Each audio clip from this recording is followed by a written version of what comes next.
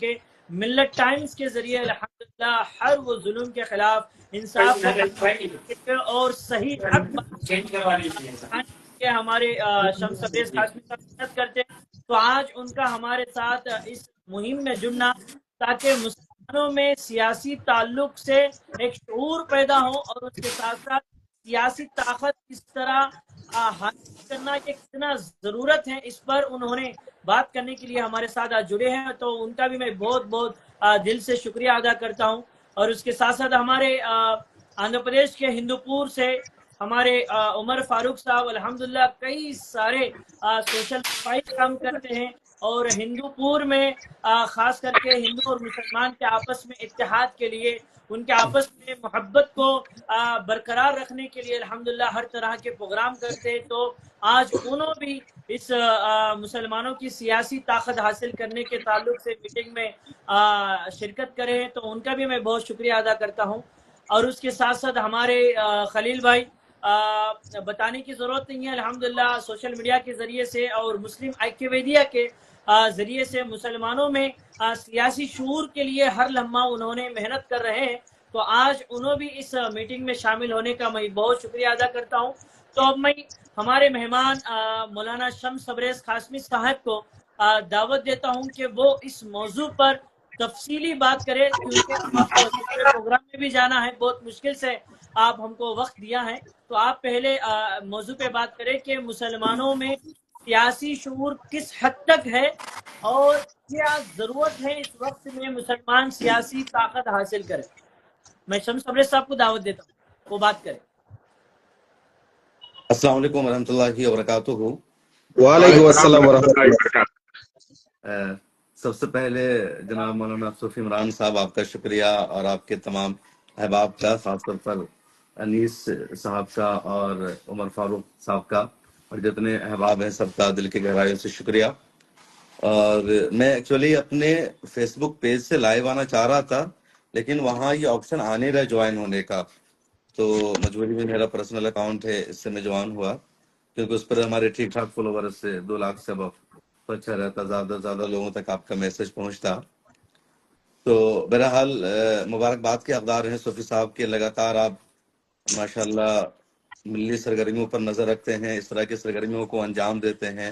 مجھے یاد ہے پچھلے سال آپ نے ہسٹری پہ بڑا شاندار پروگرام رکھا تھا، اور مجھے آپ نے بلایا اور میں نے گنٹور کو دیکھا، اور یہ کہ اس طرح کا میسج ہے کہ سب نوجوانوں کو اسی طرح ایکٹیو رہنا چاہیے، کام کرتے رہنا چاہیے۔ اور جو آج کا آپ کا عنوان ہے بہت اچھا ہے، awareness and importance of Muslim political strength. تو مسلمانوں میں پولیٹیکل شعور کا ہونا ضروری ہے، سیاسی بیداری ہونا ضروری ہے، اور سیاست تو اسلام کا حصہ ہے۔ مطلب مذہب اسلام جو ہے مکمل وے آف لائف ہے، صرف ایک ریلیجن یا دین کا نام نہیں ہے، بلکہ ایک وے آف لائف ہے، اور وے آف لائف میں ساری چیزیں آتی ہے۔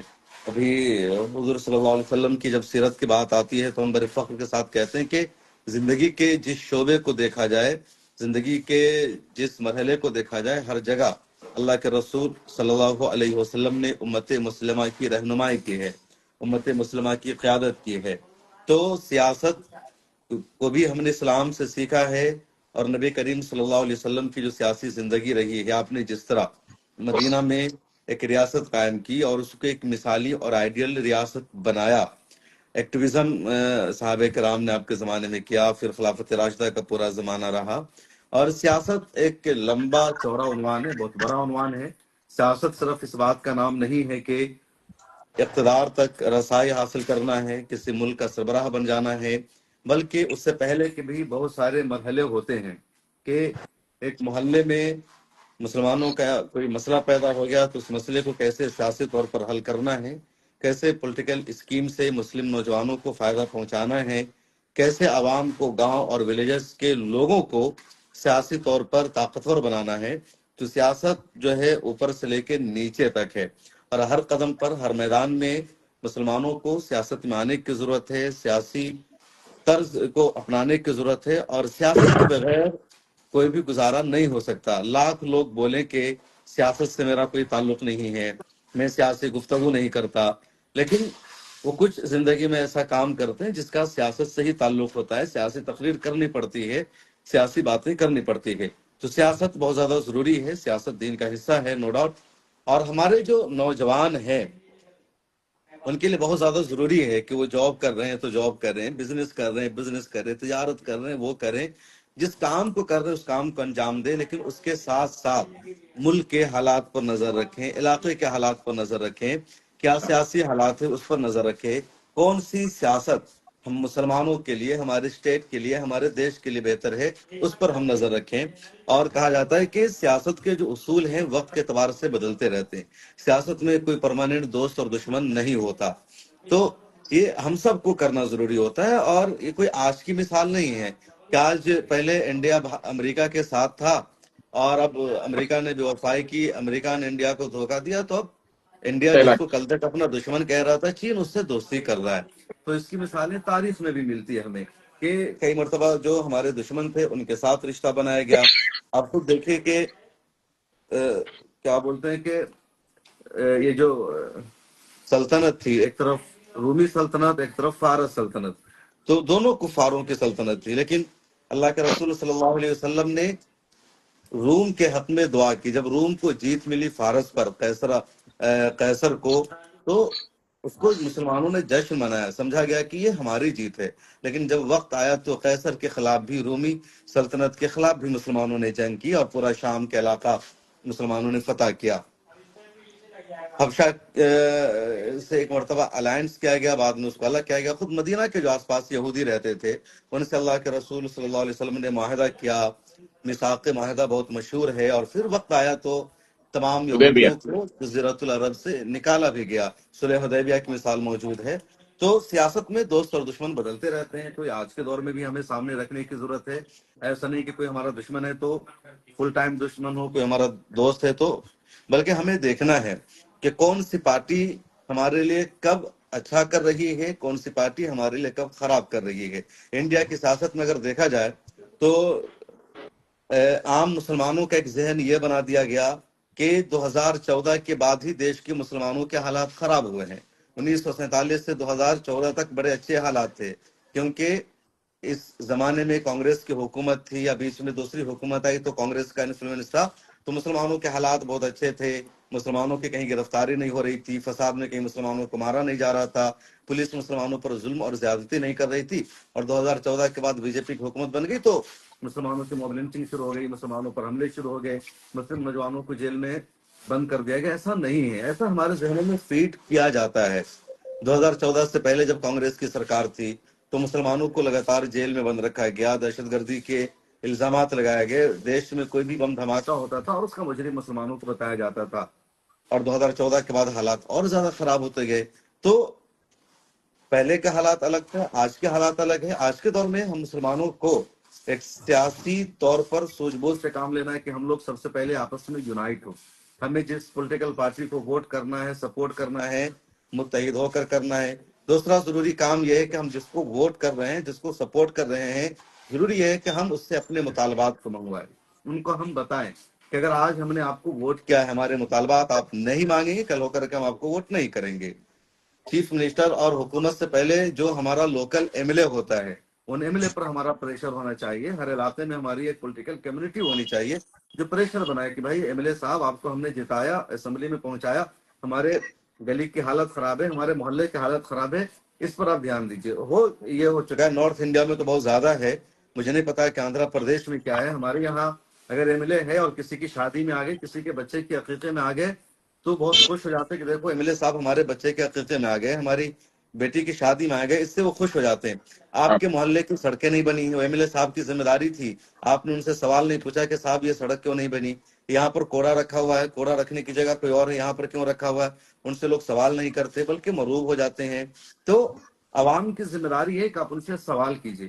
آپ نے ان کو ووٹ دیا ہے، آپ نے ان کو ایم ایل اے بنایا ہے، تو اگر آپ ان سے سوال نہیں کریں گے، آپ ان سے محاسبہ نہیں کریں گے، تو کون کرے گا محاسبہ. تو بجائے اس کے کہ صرف ہم شادی میں، عقیقہ میں، اپنی محفلوں میں ان کو بلائیں اور خوش ہو جائیں کہ وہ آ جاتے ہیں. اور یہ پولیٹیشین بڑے چالاک ہوتے ہیں، ان کو لگتا ہے کہ ان کی دعوتوں میں چلے جاؤ، یا اپنے ساتھ اپنے لوگوں کو دعوت بھی کھلا دیتے ہیں، ان کا پیسہ بھی بچ جاتا ہے. سامنے والے کو لگتا ہے کہ بھائی نیتا صاحب ہماری شادی میں آ گئے، ہمارے یہاں عقیقے میں آ گئے، اور پھر ان کی جو اپنی ذمہ داری ہوتی ہے اس کو لوگ انجام نہیں دیتے ہیں. تو حق بولنا ضروری ہے، سچ بولنا ضروری ہے، اور جب تک ان سے سوال نہیں ہوگا وہ لوگ اپنے کاموں پر دھیان نہیں دیں گے. اس کے علاوہ ایک اور چیز مجھے لگتا ہے کہ مسلمانوں نے صرف ووٹ دینا سیکھا ہے، دوسروں کا ووٹ ہمیں کیسے لینا ہے، ہمیں اپنی پولیٹیکل لیڈرشپ کو کیسے مضبوط کرنی ہے، یہ بھی ضروری ہے. اب دیکھیے یو پی بہار میں بہت زیادہ ذات پات کی سیاست ہوتی ہے. اب اتر پردیش میں یادو سماج کی جو آبادی ہے 10 سے 12% ہے، لیکن 20% مسلمان یادو سماج کے ساتھ ہے. سماجوادی پارٹی کی سرکار بنتی ہے، ان کی پارٹی کا چیف منسٹر بنتا ہے، اور مسلمان صرف ان کو ووٹ ڈالتے ہیں، اس کے علاوہ کوئی ویلو نہیں. بہار میں 14% یادو سماج کی آبادی ہے اور مسلمانوں کی آبادی وہاں 19% ہے، لیکن مسلمانوں کی آبادی کی کوئی ویلو نہیں ہے. وہ جیسے چاہتے ہیں مسلمانوں کے حق میں فیصلہ کرتے ہیں، مسلمان کو چاہے تو ٹکٹ دے، چاہے تو نہ ٹکٹ دے. تو ہمیں آج کے دور میں اقتدار میں حصہ داری کے ساتھ شراکت داری بھی ضروری ہے. ایک ایک بھائی آپ کو حصہ مل گیا، یہاں 200 سیٹیں اسمبلی کی، 5 سیٹوں پر آپ کو ٹکٹ دے دی، آپ خوش ہو جائیے. لیکن ٹکٹ مل جانا مسئلے کا حل نہیں، بلکہ ہمیں شراکت چاہیے، ہماری شرکت ہونی چاہیے. جو فیصلہ آپ کر رہے ہیں وہ فیصلے میں ہم بھی شریک ہیں. جو فیصلہ آپ کر رہے ہیں ہم چاہے تو اس فیصلے کے خلاف ہم جا سکتے ہیں. تو اقتدار میں شراکت داری بھی ضروری ہے، اور یہ ہم مسلم کمیونٹی کو فیصلہ کرنا ہوگا. آج کے دور میں بہت زیادہ پولیس کہیں بھی جاتی ہے، ریڈ مارتی ہے، کسی مسلمان کو گرفتار کر لیتی ہے. ابھی اتر پردیش میں بریلی شریف ایک جگہ ہے، وہاں سے خبر آئی پولیس نے 7 مسلم نوجوانوں کو ایک ہفتہ پہلے اریسٹ کر لیا، اور ان کی فیملی کو پتہ خبر نہیں، کسی کو انفارمیشن نہیں کہ ان کے ساتھ کیا ہوا. ایک ہفتے کے بعد پتہ چلا کہ ایس جی گروپ نے ان سب کو گرفتار کر لیا تھا. اب یہاں پر بہت ضروری کہ علاقے میں کچھ ایسے مضبوط ایکٹیوسٹ ہوں، لوکل پولیٹیشین ہوں، ان کو سیاسی شعور ہو جو جا کر تھانے میں بات کر سکے، پولیس اسٹیشن میں بات کر سکے، پروٹیسٹ کر سکے، احتجاج کو آرگنائز کر سکے، لوگوں کو جوڑ سکے. تو یہ جو چند لوگ ہوتے ہیں وہ پوری قوم کا، پورے علاقے کا سرمایہ ہوتے ہیں. بھلے کچھ لوگ اس کو غلط نگاہوں سے بھی دیکھتے ہیں، لیکن وہی لوگ دراصل کام کرا پاتے ہیں. پولیس سے بات کرنے کی ہمت ہونی چاہیے. پولیس ہماری خدمت کے لیے، پولیس کی ڈیوٹی ہے ہمیں پروٹیکشن دینا. لیکن انڈیا کا سسٹم ایسا بن چکا ہے کہ پولیس کو دیکھتے ہی لوگوں کو ڈر اور خوف پیدا ہو جاتا ہے. تو ایسے افراد ہونے چاہیے کہ اگر پولیس کسی سے بیجا رشوت لیتی ہے، پولیس کسی پر دباؤ بناتی ہے الٹا سیدھا، تو چند نوجوان ہو اور پولیس پر پریشر بنائے، پولیس کی آنکھوں میں آنکھیں ڈال کر بات کر سکے. تو ایسے نوجوانوں کو ہمیں اپنے علاقوں میں، محلوں میں کھڑے کرنے کی ضرورت ہے. میں اکثر کہتا ہوں کہ اگر بہت سارے مسلم نوجوان ہیں جو چناؤں میں کھڑے ہوتے ہیں، تو بہت سارے لوگ کہتے ہیں کہ بھائی یہ ووٹ کاٹنے والا ہے. اب آندھرا پردیش ہے، وہاں چندرا بابو نائیڈو اور وائی ایس آر، یہی دونوں پارٹی کے بیچ میں لڑائی ہے. ان دونوں پارٹیوں سے ہٹ کر کوئی اگر کسی تیسری پارٹی سے آ گیا یا انڈیپینڈنٹ امیدوار بن گیا، تو ہماری کمیونٹی کے لوگ کہتے ہیں کہ بھائی یہ ووٹ کٹوا ہے، اس کی وجہ سے ان دونوں پارٹی میں سے کسی کی ہار ہو جائے گی. تو اس کو مسلمان چڑھاتے ہیں، ووٹ نہیں کرتے ہیں، اس کو غدار قرار دیتے ہیں.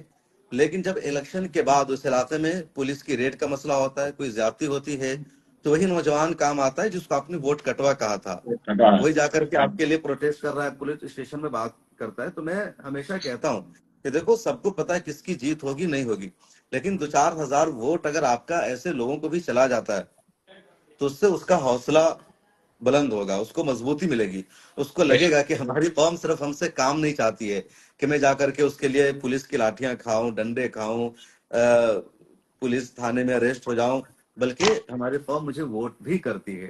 تو ایسے لوگوں کا بھی حق بنتا ہے ووٹ کرنا، سپورٹ کرنا. ان کو یہ کہہ دینا کہ بھائی یہ ووٹ کاٹنا ہے، ان کی وجہ سے وائی ایس آر کی سرکار نہیں بنے گی، چندرا بابو نائیڈو کی سرکار بن جائے گی، اس سے آئے تو یہ جو ووٹ کٹوا ہونے کا جو نریٹو ہے ہمارے دلوں میں ایک طرح سے اوپر سے ڈالا جاتا ہے، ہمارے ذہن میں فیڈ کیا جاتا ہے.